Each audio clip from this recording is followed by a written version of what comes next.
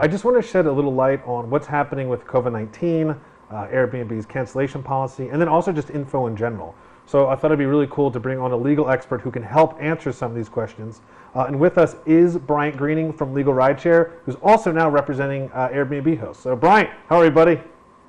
Hey, thank you so much for having me. I'm doing well. Yeah, for sure. I'm in a lot of these Facebook groups. I'm getting a lot of these questions, so I wanted to toss it to you to just kind of shed some light and help people out. So the first thing, just to get started, once COVID-19 hit the States, what did Airbnb do that's kind of causing this stir and this mix-up with what their policy is?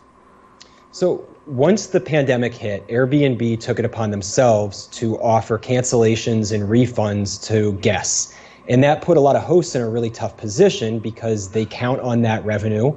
They each have their own cancellation policy, and Airbnb took that right away from them.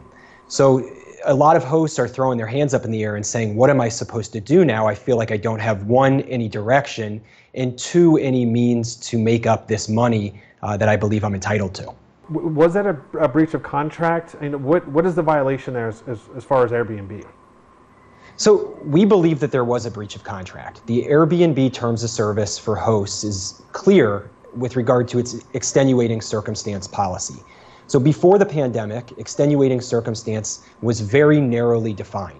And it was something that guests would have to prove. They'd have to send documents to Airbnb, and that information would be provided to the hosts. And only in the most narrow of situations would a guest get a refund and a cancellation without any sort of reimbursement for the host.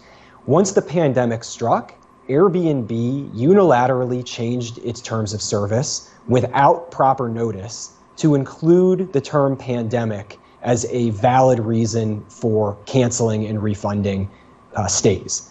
So one of the things that we're looking at is, did Airbnb breach its contract with hosts that allows them to set their own policies, allows them to have strict policies with regard to cancellation, and permits recovery of lost revenue from guests who cancel without sufficient notice? Our conclusion is yes, that they did breach that contract. And now I guess the big question is, what can hosts do about it? I know there's even some Facebook groups that are called like arbitration and class action, but if you're a host, and some hosts, are absolutely devastated. It's $50,000, $200,000 in losses. What can they do to try to reclaim some of this compensation?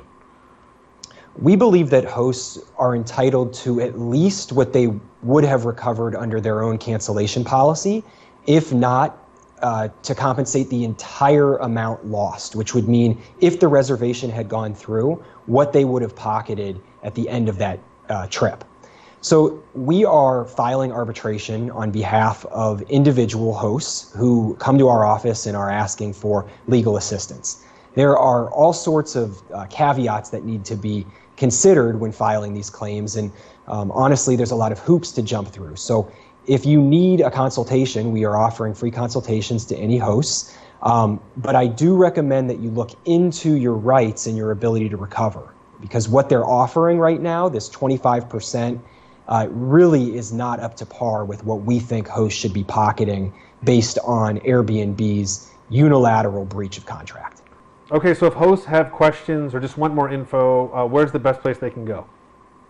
They can visit us at legalbnb.com. There's a message board there where they can put in any information that they want us to know, and somebody from our office will reach out to them as quickly as possible.